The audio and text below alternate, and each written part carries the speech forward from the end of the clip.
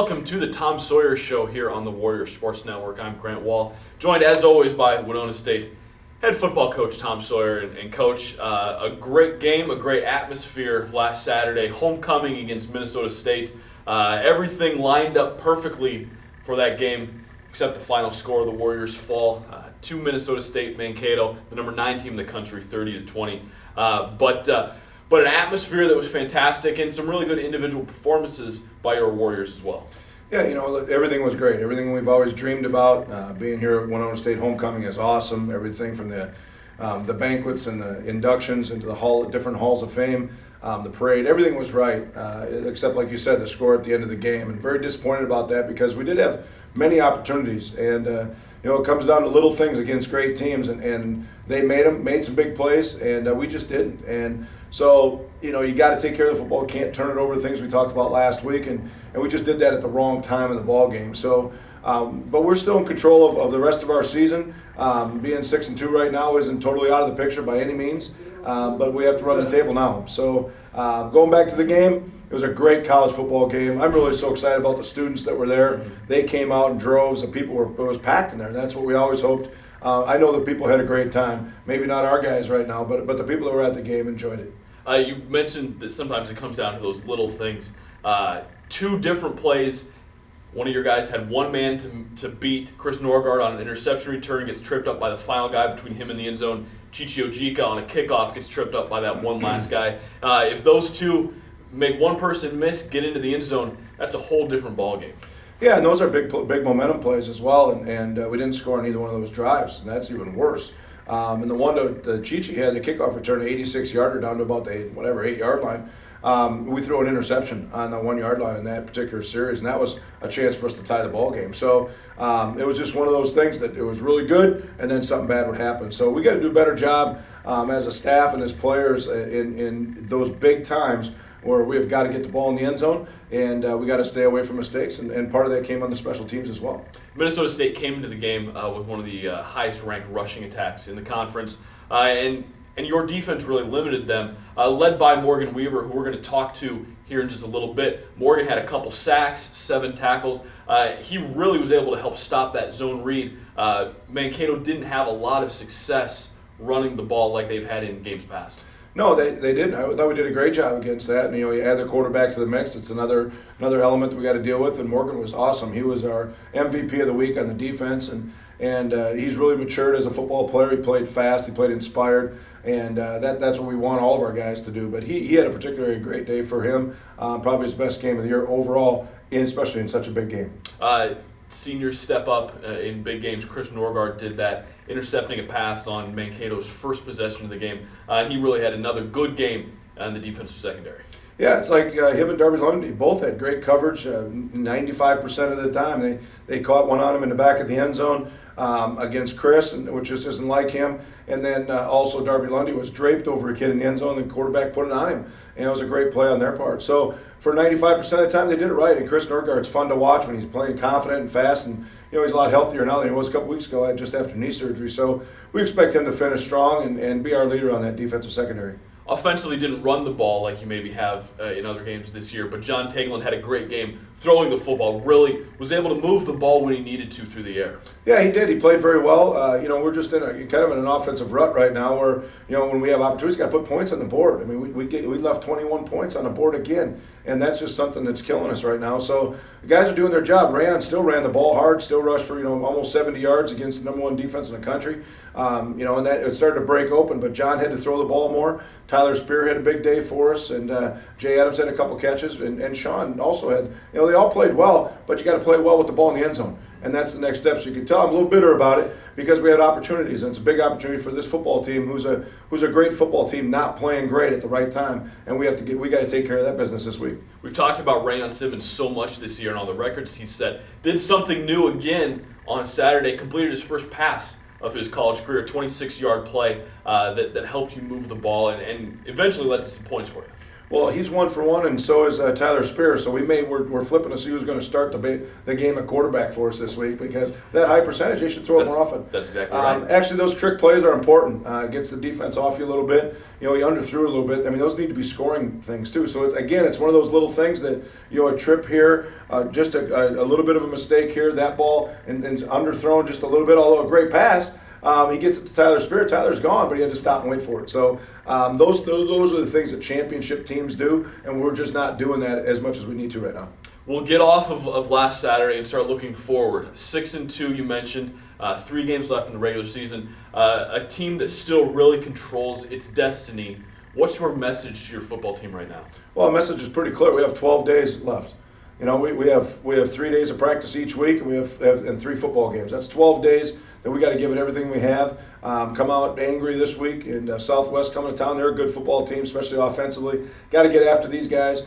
You win out, you go 9-2, you have an opportunity to still go to the postseason in the NCAA with everybody still playing each other. And if not, we also were in the driver's seat for the Mineral Water Bowl. So we are in control of playing a 12th game, and we got to take care of that starting this week. Southwest Minnesota State, you mentioned they have a great offense. Another one in this league that really can move the ball and score some points. What do you have to do to slow them down? They like to throw the ball maybe a little more than Mankato, who like to run the ball. Yeah, they're a little different. We've seen these kind of offenses before. The difference is they have a 2-back offense. They're both very good. They share carries. They're good out of the backfield. So it's really a 3-man show. Quarterback Pei-Shong is very good.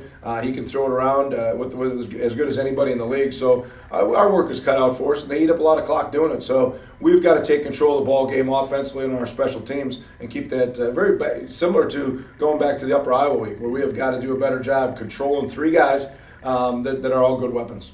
Well, it'll be a great game on Saturday, 4:30 kickoff here in Winona. A great time, a great atmosphere. We'll hope to see all of you out there. The score may not have been what we wanted, but there were still some great highlights from Saturday's game against Minnesota State. We will look at those when we come back here on the Tom Sawyer Show. Financial startophobia. Fear of financial endeavors causing putting off till the day after tomorrow that which should have been done the day before yesterday. If you have financial startophobia, I would recommend Merchants Bank. I had a little touch of financial startophobia, had a good recommendation, I went to the bank and had a great experience. Merchants Bank has personal service. I'm not afraid of anything. They've been around for over 130 years. You know who you're dealing with. Merchants Bank, the bank that service built. And welcome back to the Tom Sawyer Show. A great day on Saturday, a great atmosphere, lots of highlights. Let's get right to them. A great atmosphere on Saturday for homecoming for Winona State. Start off, big play right away, John Taglin to Josh Mikas. Well, it's been something we've ran a couple times here, and it's getting Josh Mikas behind the defense, and obviously a great way to start the ball game and set us up for a field goal in the first drive. That's right. The Warriors take a early lead. Defense played well all game. This first one here, a tackle for loss by Parker Detchins. Parker's been playing unbelievable. He was sick all day the day before, and during the game he was puking. It's just one of those deals, but he played his tail off, especially Toby Frisbee, who was hurt. Chris Norgard here steps in front, intercepts it, takes it back to midfield. Yeah, we gave him a hard time. The quarterback ran him down there, but a game of inches, we saw it the whole game, and there's another one of those indicators. We got caught from behind. John Taglin's going to dial up Sean Hurts on this play. Sean's been a very good possession receiver for us for 4 years, and you see him doing his thing.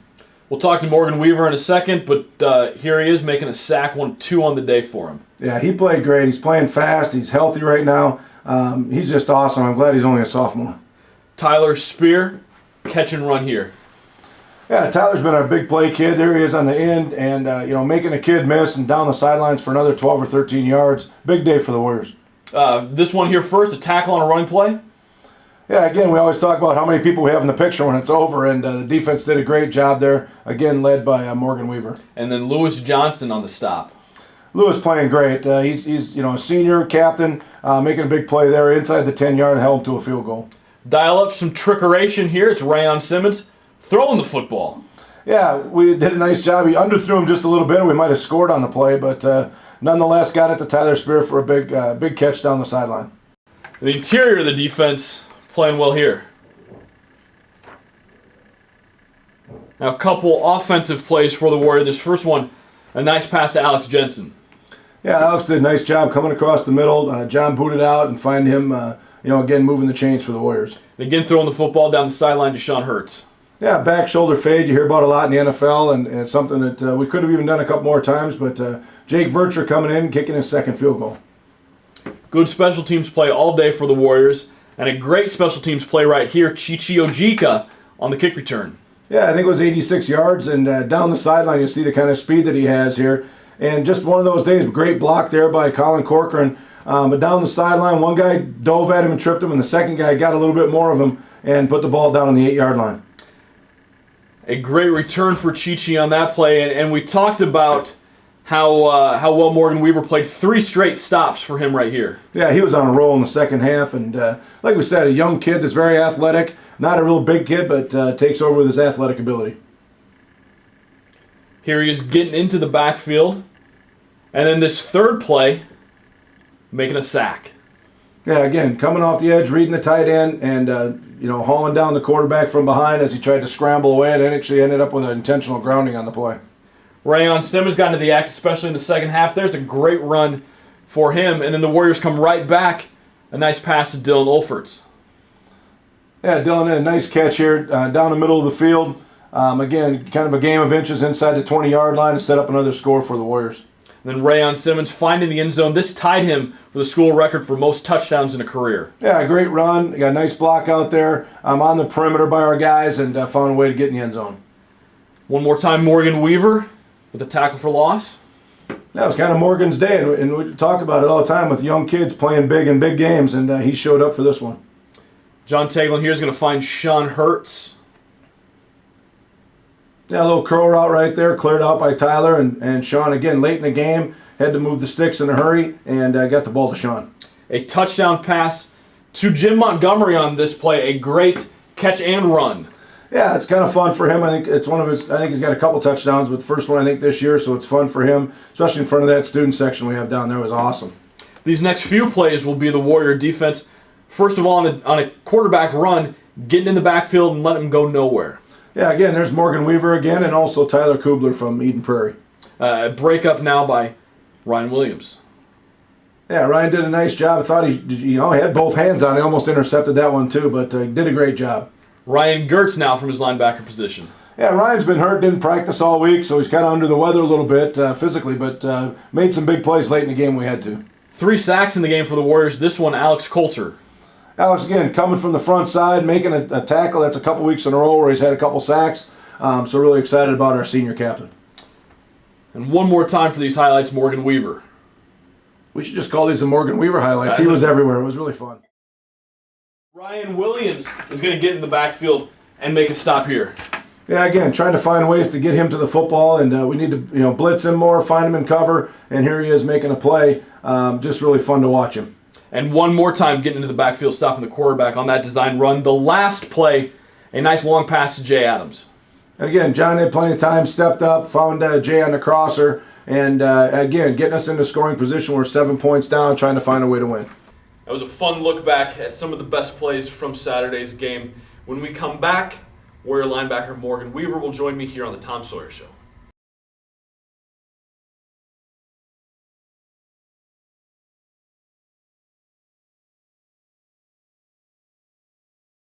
And welcome back. I'm joined now by Warrior sophomore linebacker Morgan Weaver. And Morgan, Minnesota State came into last Saturday's game one of the highest ranked rushing offenses in the conference. They were able to gain some yards, but you held them well below their season average. What made your defense successful against them on Saturday? Well, I mean, once it came out the first drive, we got to the sideline and made our adjustments. Plus, during the week, we watched a lot of film. The film that helps us out a lot, and the more you study film, the more you got down on the offense. So, Minnesota State, they ran that zone read play early. Quarterback reads the defense and sees whether he should keep it himself or hand it off to the running back. They ran it with a little bit of success early, but it seemed like especially you figured that play out somewhere there in the first quarter and kept that option away from them for the rest of the game. What did you see that enabled you to stop that play? well, I noticed that he was pulling the ball out a lot. He wanted to keep the ball. And plus, they were leaving me free off the outside of the field, so I just wanted to use my speed and run it down. Just get into the backfield and make sure you were there, right? Yep. You were in the backfield a lot on Saturday. 2 sacks, 7 total tackles. You mentioned they were leaving you free, but what allowed you to get into the backfield on such a regular basis on Saturday? Just quick pass rush, playing off the running back. I knew the running back was going to cut, so all week I've been working on defeating the cut. So during the game, I was able to defeat the cut, and I was in the backfield. How hard is it in this conference? It seems like you're going up against a great offense each week, and each offense has a little wrinkle that they do things differently. How hard is it to prepare for such good units week in and week out? It's definitely tough. This conference, we have a lot of great offensive teams, and as we prepare for them, we know we're going to throw a wrinkle in, and we just got to see it, make adjustments, and get it taken care of. One of those really good offensive teams is your opponent this Saturday, Southwest Minnesota State, a team that scores a lot of points and racks up a lot of yards. What have you seen so far with them, and what do you have to do to stop them? What I know about Southwest so far, I know they like to pass. Plus, they also have two great backs who like to run. So right now, I'm pretty sure our focus is stop the run, force them to pass, and stop the pass too. You've seen some teams that like to pass it already this year. Sioux Falls comes to mind, a team that really liked to throw the ball around, and you were able to stop them. What do you have to do, speaking as a whole defense, what do you have to do to be successful against a passing offense? Be assignment sound and fly to the ball. So during the passing offense, everyone has to do their job. It sounds so simple, but it's got to be a little harder than that to really put that in during a game week. Yeah, during the game week, you got to prepare. We got to see the routes. We got to see what the quarterback likes to throw, who's his favorite receiver, what's his tendencies, and things of that nature. So you're 6-2 right now, 3 games left. Still control your own destiny as far as the postseason's concerned. What's your guys' mindset as we enter these last 3 games of the year? We all know we have 3 guaranteed games left, and we know we still can get a 12th game. So guys, we're hungry. We're very hungry. We're talking to each other. We all want that 12th game because we haven't been in the playoffs five years ago, so we all want that 12th game. Get a chance to get a postseason game under your belt as well as a sophomore. Yeah. All right, well, thanks very much for joining us today, Morgan. We appreciate it. We'll be right back with Winona State Assistant Coach Cameron Keller. Financial startophobia. Fear of financial endeavors causing putting off till the day after tomorrow that which should have been done the day before yesterday. If you have financial startophobia, I would recommend Merchants Bank. I had a little touch of financial startophobia, had a good recommendation, I went to the bank and had a great experience. Merchants Bank has personal service. I'm not afraid of anything. They've been around for over 130 years. You know who you're dealing with. Merchants Bank, the bank that's service-built. And welcome back to the Tom Sawyer Show. I'm joined now by Winona State Assistant Coach Cam Keller. Coach, you work with the offense, help call the plays, coach the quarterbacks. How nice is it to have all of the weapons that you have on this offense between Rayon Simmons running the ball, John Teglin throwing the ball, the receivers that you have? How great is it to have all of those weapons at your disposal? It's definitely something that takes a little getting used to. We've tried to do as much as we can to spread the ball out, to help become as unpredictable as you can. Obviously, teams are going to heavily rely on game planning against Rayon, and I think that's where our wide receivers this year have done a really good job of stepping up and accepting the additional role of being able to, hey, when there's only a single high safety, we're going to throw the ball down the field, and we're going to expect them to go make some plays. And I think our ability, we've averaged throwing it to 7 different receivers a game. Our ability to spread the ball around, I think, is going to make it a little bit tougher for teams to game plan against us. It's also going to be able to open some things up for Ray. Instead of teams being able to bring 8 or 9 into the box, they're going to have to respect the run with the 2 high safeties, and I think that's a credit to our wide receivers that they forced teams like Mankato to have to do that. You mentioned spreading the ball around. 9 different guys caught a pass on Saturday against Minnesota State. Just talk about this group of receivers and tight ends that you have at your disposal. There's some experienced older guys like Tyler Spear, Sean Hurst, Jay Adams, who are playing extremely well. And then you got a crop of younger guys, Josh Mikas for one, who caught a great pass on the opening play of the game, that are really ready to make their mark. How great is it to have that group be so deep and so talented? Well, I tell you what, it's been a lot of fun to kind of throw myself into that group. We made some changes with the staff in the spring, and with Coach Warnick coming back over, and he played quarterback for me. For us to take over the whole passing game and kind of get a chance to see those guys in action every day in the meeting rooms and whatnot. I've really been impressed with those older guys, the way that they've led these younger guys. We've done a great job of making sure our routes are in the right places and the quarterbacks always know where they're going to be. But I think the thing that they've really done a great job of, probably better than they've ever done before, is really bought into the whole run blocking thing. Their ability to block in the run game is probably what sets our offense apart from some of the other rushing attacks. And I think they've started to understand that the better we run the football, the easier it is for us to throw the football.